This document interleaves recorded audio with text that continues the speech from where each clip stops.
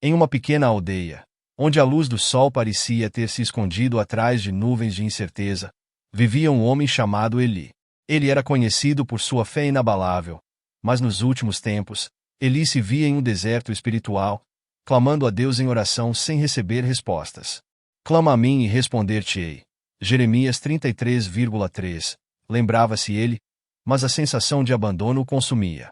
Sua esposa, Miriam, sofria em silêncio, sentindo o peso da dúvida e da ansiedade que a falta de respostas trazia para o lar.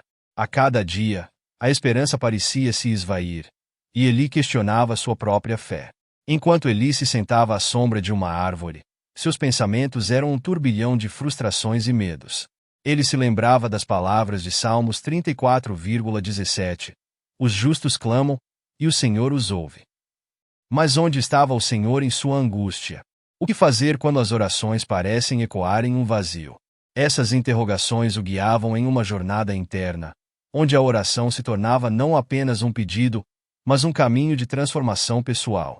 O que Eli não sabia era que essa busca por respostas o levaria a um encontro inesperado com a verdadeira essência da fé. Eli olhava para o horizonte, onde as nuvens cinzentas pareciam refletir seu estado de espírito. Miriam, ele chamou, a voz tingida de preocupação.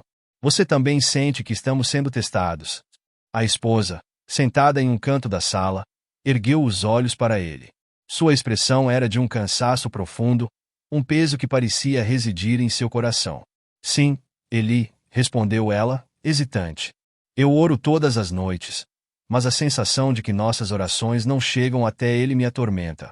As palavras de Miriam eram como um eco de seus próprios pensamentos. Ele se lembrou do Salmo 13,1. Até quando, Senhor, será que te esquecerás de mim para sempre? A dúvida em suas vozes era palpável, como uma sombra que se estendia por todo o lar. Talvez devêssemos nos reunir com os outros da aldeia, sugeriu Eli, tentando encontrar uma solução. Quem sabe compartilhar nossas lutas nos traga algum alívio. Miriam assentiu, mas a incerteza ainda pairava entre eles. E se eles também estiverem perdidos, o que faremos então? As palavras dela cortaram Eli como uma faca. Ele se lembrava de Tiago 1,23. Meus irmãos, tende por motivo de grande alegria o passardes por várias provações, sabendo que a prova da vossa fé produz a paciência. Mas a paciência estava se esgotando, e a alegria parecia ser um conceito distante. Naquela noite, enquanto a lua surgia tímida entre as nuvens, Eli se sentou em sua cama, os pensamentos turbilhonando.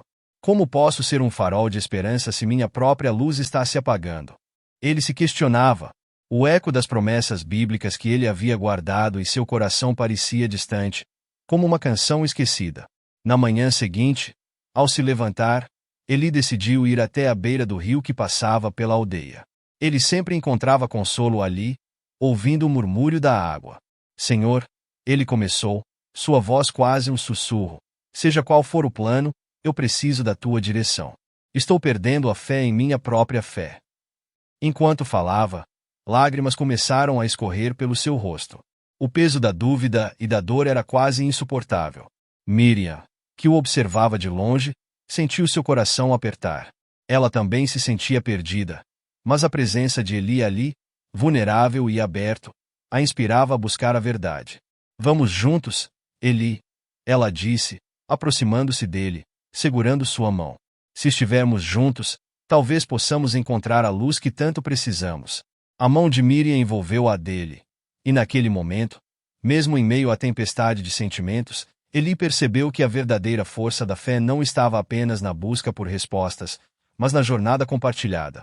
Eli e Miriam decidiram, então, convocar os membros da aldeia para uma reunião.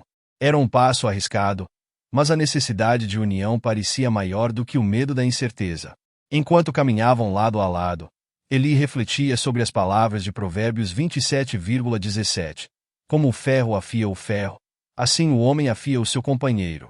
Ele sabia que a força da aldeia poderia ser a resposta que todos precisavam. Ao chegar à praça central, um grupo já começava a se reunir. Os rostos eram conhecidos, mas a tensão no ar era palpável. Eli sentiu seu coração acelerar. O que se passa conosco? Perguntou-se. O medo e a ansiedade estavam escritos nas expressões de seus vizinhos. Estamos enfrentando uma crise, disse um homem de cabelos grisalhos, a voz tremendo.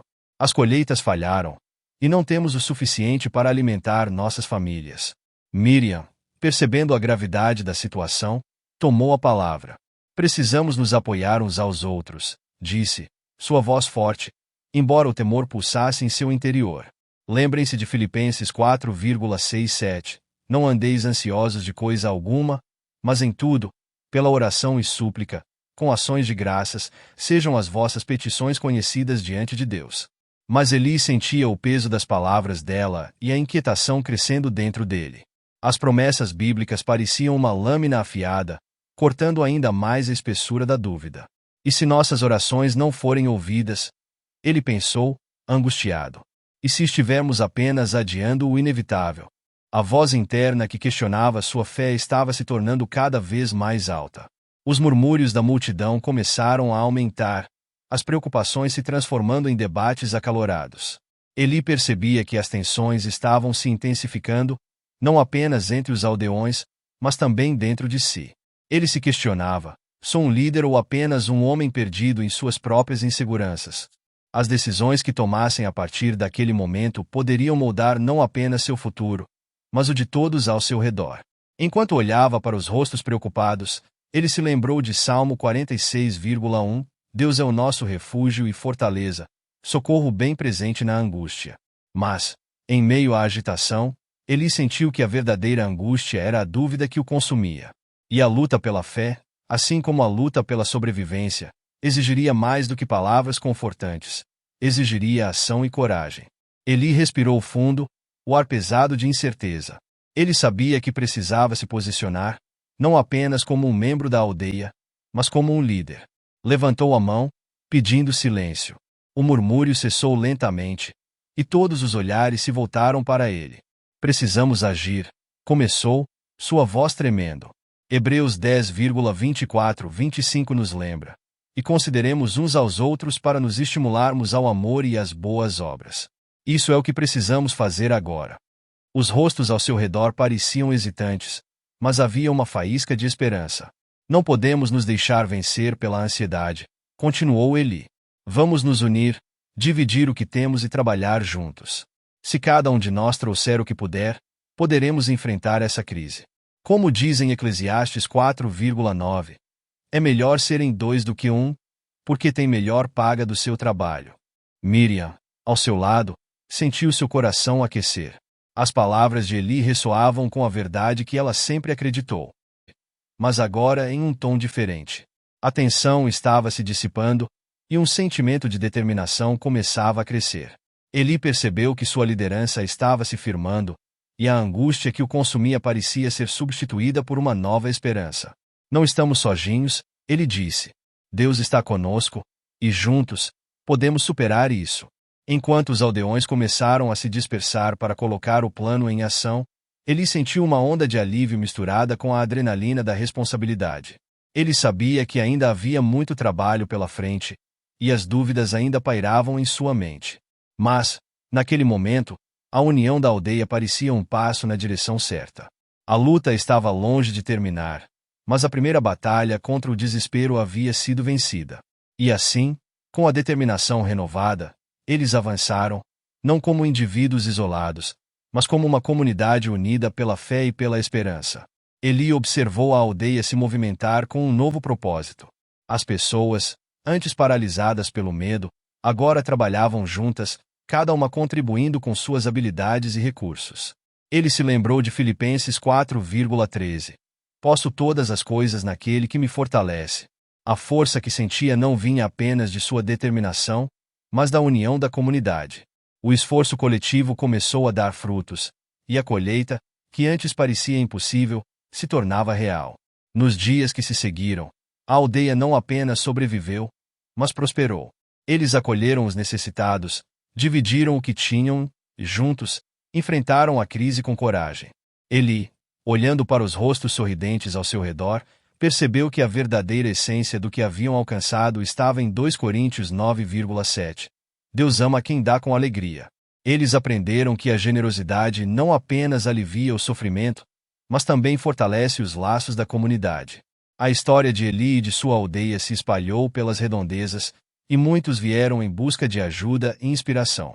Eli, agora um líder respeitado, refletiu sobre as lições que aprenderá. A verdadeira liderança não é sobre o poder, mas sobre servir aos outros, pensou. Ele entendeu que a justiça divina não era apenas um conceito distante, mas uma realidade vivida em cada ato de bondade e solidariedade. O narrador, observando a transformação da aldeia, concluiu que a misericórdia de Deus se manifestava em cada gesto de amor e união. Quando nos unimos em tempos de crise, revelamos a luz divina que habita em nós, refletiu. A lição estava clara. Em um mundo repleto de desafios, a verdadeira força reside na comunidade e na fé. Que cada um de nós, assim como Eli, busque ser um agente de mudança, unindo-se aos outros para enfrentar as adversidades com esperança e amor.